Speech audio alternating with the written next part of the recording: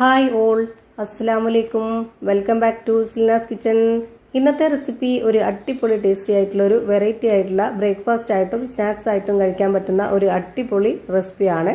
തേങ്ങാപ്പാലും മുട്ടയും കൊണ്ടാണ് നമ്മളിത് തയ്യാറാക്കിയെടുക്കുന്നത്. നല്ല ടേസ്റ്റാണ് ഇത് കഴിക്കാനായിട്ട്, ഭയങ്കര സിമ്പിളാണ്. അപ്പോൾ ഇതെങ്ങനെയാണ് തയ്യാറാക്കുന്നതെന്ന് അറിയാനായിട്ട് വീഡിയോ സ്കിപ്പ് ചെയ്യാതെ മുഴുവനായിട്ടൊന്ന് കണ്ടു നോക്കണേ. റെസിപ്പിയിലോട്ട് കിടക്കുന്നതിന് മുമ്പായി സിൽനാസ് കിച്ചൺ ചാനൽ ആദ്യമായിട്ട് കാണുന്നവരാണെങ്കിൽ പ്ലീസ് ഒന്ന് സബ്സ്ക്രൈബ് ചെയ്തേക്കണേ. ഒപ്പം ഈ വീഡിയോസ് നിങ്ങൾക്ക് ഇഷ്ടപ്പെടുകയാണെങ്കിൽ ഒരു ലൈക്ക് ചെയ്ത് ഷെയർ ചെയ്ത് സപ്പോർട്ട് ചെയ്യാനും മറക്കരുത്. ഇനി നമുക്കിത് എങ്ങനെയാണ് തയ്യാറാക്കുന്നതെന്ന് നോക്കാം. ഇതിനായി ആദ്യം തന്നെ ഒരു ബൗൾ എടുത്തിട്ട് അതിലേക്ക് 250 ml കപ്പിന്റെ അളവിൽ 2 കപ്പ് മൈദ ഇട്ട് കൊടുക്കുന്നുണ്ട്. മൈദയ്ക്ക് പകരം ഗോതമ്പ് പൊടി വേണമെങ്കിലും എടുക്കാവുന്നതാണ്.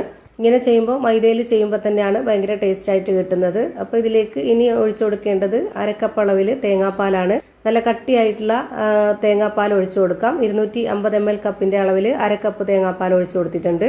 ഇനി ആവശ്യത്തിനുള്ള ഉപ്പും 2 സ്പൂൺ അളവിൽ നെയ്യും കൂടെ ഒഴിച്ചു കൊടുക്കുന്നുണ്ട്. നെയ്യുടെ മണം ഇഷ്ടമല്ലാത്തവർ ബട്ടർ ഉരുക്കി ഒഴിച്ചു കൊടുക്കാം. ഇനി ഇതിലേക്ക് ഒരു 1/4 കപ്പ് വെള്ളവും കൂടെ ഒഴിച്ചു കൊടുക്കുന്നുണ്ട്. ഈ ഒരു 250 ml കപ്പിന്റെ അളവിൽ തന്നെ എടുത്തിട്ട് 1/4 കപ്പാണ് ഒഴിച്ചു കൊടുത്തിട്ടുള്ളത്. ഇനി ഇത് ചപ്പാത്തിക്കൊക്കെ കുഴച്ചെടുക്കുന്ന ആ ഒരു പരുവത്തിലാണ് നമ്മളിത് കുഴച്ചെടുക്കുന്നത്. ഒരുപാട് ലൂസും ആവരുത്, ഒരുപാട് ടൈറ്റും ആവരുത്. ഇതുപോലെ കയ്യിൽ ഒട്ടിപ്പിടിക്കുന്ന ആ ഒരു പരുവം വരുമ്പോൾ ഓയിൽ ഒഴിച്ചു കൊടുക്കണമെന്നുണ്ടെങ്കിൽ ഓയിൽ ഒഴിച്ചു കൊടുക്കാം. ഞാനിവിടെ ഈ ഒരു ബൗളിൽ തന്നെ വെച്ച് കുഴച്ചെടുത്തു. നിങ്ങൾക്ക് വേണമെന്നുണ്ടെങ്കിൽ കൗണ്ടർ ടോപ്പിലോ അല്ലെങ്കിൽ ഒരു പരന്ന പാത്രത്തിലോ ഇട്ടിട്ട് നല്ല പോലെ കുഴച്ചെടുക്കാവുന്നതാണ്. എന്നിട്ട് ഇതുപോലെ ഈ ഒരു മാവിനെ 3ആയിട്ട് ഉരുട്ടിയെടുത്തിട്ടുണ്ട്. ഈ ഒരു മൈദമാവിൽ തേങ്ങാപ്പാലും അതുപോലെ തന്നെ നെയ്യും ഇനി മുട്ടയൊക്കെ ചേർത്ത് കൊടുക്കാനുണ്ട്. അതൊക്കെ ആകുമ്പോൾ ഒരു പ്രത്യേക ടേസ്റ്റാണ്. അതുപോലെ നമ്മൾ ഇതിൽ മധുരം ഇട്ട് കൊടുത്തിട്ട് നമുക്ക് ഒരു സ്നാക്സ് ആയിട്ട് അങ്ങനെ വേണമെങ്കിലും കഴിക്കാം. അതല്ലാന്നുണ്ടെങ്കിൽ മധുരം ഒഴിവാക്കിയിട്ട് നമുക്ക് ഏതെങ്കിലും ചിക്കൻ കറിയുടെ കൂടെയോ ബീഫ് കറി, മട്ടൻ കറി അങ്ങനെയുള്ള കറികളുടെ കൂടെയൊക്കെ കഴിക്കാനാണെങ്കിലും ഒരു പ്രത്യേക ടേസ്റ്റാണ്.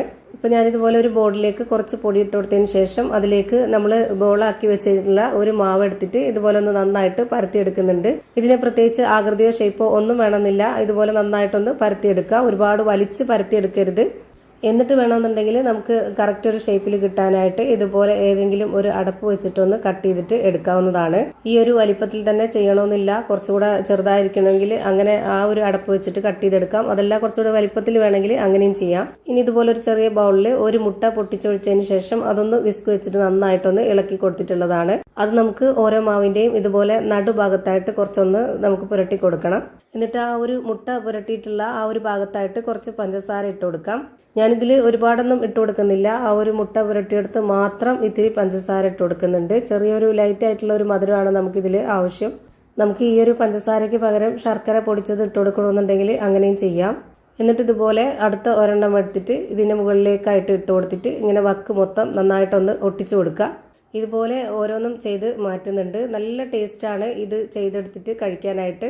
വൈകിട്ട് ചായയുടെ കൂടെ ഒന്നും വേണ്ട, ഇത് മാത്രം മതി നമുക്ക് കഴിക്കാനായിട്ട്. ഇനി അങ്ങനെയല്ല, നമുക്ക് കുറച്ച് കറിയോട് കൂടിയിട്ടൊക്കെ രാവിലെ ബ്രേക്ക്ഫാസ്റ്റ് ആയിട്ട് ചെയ്ത് കഴിക്കണമെന്നുണ്ടെങ്കിൽ ഈ ഒരു പഞ്ചസാര ഇട്ടാലും, ഇതിപ്പോൾ ലേറ്റ് ആയിട്ടല്ലേ പഞ്ചസാര ഇട്ടിട്ടുള്ളൂ, ആ ഒരു മധുരം അത്ര വലിയ മധുരമല്ല. അതുകൊണ്ട് തന്നെ നമുക്കിതിൽ ഈ ഒരു പഞ്ചസാര ഇട്ടിട്ടും നമുക്ക് വേണമെങ്കിൽ കറികളുടെ കൂടെ കഴിക്കണമെന്നുണ്ടെങ്കിൽ അങ്ങനെ കഴിക്കാം. ഏത് കറികളും ചേരുന്നതാണ്. പഞ്ചസാര ഇടാതെ നമുക്ക് ചുട്ടെടുത്തിട്ട് ഏതെങ്കിലും കറികളുടെ കൂടെ കഴിക്കണമെന്നുണ്ടെങ്കിൽ അങ്ങനെയും ചെയ്യാം. ഞാനിപ്പോൾ ഇതുപോലെ തന്നെ എല്ലാം ചെയ്തൊരു പാത്രത്തിൽ മാറ്റിയിട്ടുണ്ട്. ഇനി നമുക്കിതൊന്ന് ചുട്ടെടുക്കാം. അതിനായിട്ട് ഞാനിവിടെ ഒരു പാൻ വെച്ച് കൊടുത്തിട്ടുണ്ട്. അതിലേക്ക് ഫ്ലെയിം ഓണാക്കി കൊടുത്തതിന് ശേഷം നന്നായിട്ടൊന്ന് ചൂടായിട്ട് വരുമ്പോൾ ഒരു മീഡിയം ഫ്ലെയിമിൽ ഇട്ട് കൊടുത്തിട്ട് ഇതിൽ നിന്ന് ഓരോന്ന് ഇട്ട് കൊടുത്തിട്ടുണ്ട്. എന്നിട്ട് അതിന് മുകളിലേക്കായിട്ട് ഇതുപോലെ കുറച്ച് ഓയിലൊന്ന് ഒഴിച്ചു കൊടുക്കുന്നുണ്ട്. ഒരുപാട് ഓയിൽ ഒഴിച്ചു കൊടുക്കണമെന്നില്ല. ഇതുപോലെ ചെറുതായിട്ടൊന്ന് ഒഴിച്ചു കൊടുത്തിട്ട് ഇതുപോലെ ഒന്ന് സ്പ്രെഡാക്കി കൊടുത്താൽ മതി. 1 മിനിറ്റ് നേരം ഒരു സൈഡ് വെന്ത് കിട്ടുമ്പോൾ പിന്നെ നമുക്കിതൊന്ന് തിരിച്ചിട്ട് കൊടുക്കാം. ഒരേ ഫ്ലെയിമിൽ തന്നെ വെച്ച് കൊടുക്കണം. ഞാനിപ്പോൾ ഇവിടെ മീഡിയം ഫ്ലെയിമിലാണ് വെച്ച് കൊടുത്തിട്ടുള്ളത്. ഒരുപാട് ഫ്ലെയിം വെച്ച് പോയാൽ അതിൻ്റെ പരുവം തെറ്റും. ഇപ്പോൾ ഞാനിവിടെ ഒന്നും കൂടെ തിരിച്ചിട്ട് കൊടുക്കുന്നുണ്ട്. എന്നിട്ട് ഇതിൻ്റെ മുകളിലേക്ക് കൂടെ കുറച്ച് ഓയിൽ ഒഴിച്ചു കൊടുത്തതിന് ശേഷം ഇതുപോലെ ഒന്ന് സ്പ്രെഡ് ചെയ്ത് കൊടുക്കുന്നുണ്ട്. ഇതുപോലെ ഒരു സ്പൂൺ വെച്ചിട്ടോ അല്ലാന്നുണ്ടെങ്കിൽ ബ്രഷ് വെച്ചിട്ടോ ഒന്ന് സ്പ്രെഡാക്കി കൊടുക്കാവുന്നതാണ്. ഇനി ഇതിൻ്റെ ഏതെങ്കിലും ഒരു അറ്റത്ത് നമ്മൾ ഇതുപോലെ ഒന്ന് അമർത്തി കൊടുത്തു കഴിഞ്ഞാൽ ഇത് നന്നായിട്ട് പൊള്ളി വരും. ഓയിൽ വേണ്ടാത്തവർക്ക് അത് സ്കിപ്പ് ചെയ്യാവുന്നതാണ്. പക്ഷേങ്കിൽ ഈ ഒരു ഓയിലും അതുപോലെ തന്നെ പഞ്ചസാര, മുട്ട, തേങ്ങാപ്പാൽ, നെയ്യ് ഇതെല്ലാം കൂടെ ചേരുമ്പോൾ ഭയങ്കര ടേസ്റ്റാണ്. ഇതിന് ഒരു പ്രത്യേക വെറൈറ്റി ടേസ്റ്റാണ്. ഞാനിതുപോലെ ഒരു പ്രാവശ്യം കൂടെ ഒന്ന് തിരിച്ചിട്ട് കൊടുക്കുന്നുണ്ട്. എന്നിട്ടാണ് ഇത് എടുക്കുന്നത്. ഈ ഒരു പരുവത്തിൽ നമുക്ക് എല്ലാം ചുട്ടെടുക്കാം. നമ്മുടെ വീട്ടിൽ വരുന്ന ഗസ്റ്റുകൾക്കാണെന്നുണ്ടെങ്കിലും നമുക്ക് ഇടയ്ക്കൊക്കെ ഒരു വെറൈറ്റി ചെയ്ത് കഴിക്കണമെന്ന് തോന്നുമ്പോഴാണെങ്കിലും ഇതുപോലെയൊക്കെ ഒന്ന് ചെയ്ത് നോക്കുക.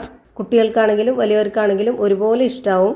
ഇതെല്ലാം പൊള്ളി വരുന്നതുകൊണ്ട് തന്നെ നമുക്കിത് നല്ല സോഫ്റ്റ് ആയിട്ട് കിട്ടുകയും ചെയ്യും. അതുപോലെ തന്നെ ഇത് നമുക്ക് കറികളോട് കൂടി കഴിക്കാനും കറിയില്ലാതെ കഴിക്കാനും ഭയങ്കര ടേസ്റ്റാണ്. അപ്പോൾ ഇത്രയേ ഉള്ളൂ ഇന്നത്തെ വീഡിയോ ഇഷ്ടമായാൽ ലൈക്ക് ചെയ്യാനും കമൻറ്റ് ചെയ്യാനും ഷെയർ ചെയ്യാനും മറക്കരുത്. അതുപോലെ തന്നെ ഞാനിടുന്ന പുതിയ വീഡിയോസ് നോട്ടിഫിക്കേഷനായിട്ട് കിട്ടുന്നതിന് വേണ്ടി സബ്സ്ക്രൈബ് ചെയ്ത് ബെല്ലൈക്കൺ അമർത്തി അതിൽ ഓൾ എന്ന ഓപ്ഷൻ എനേബിൾ ചെയ്ത് കൊടുക്കാനും മറക്കരുത്. പുതിയൊരു വീഡിയോയുമായി വീണ്ടും വരും. Thank you for watching.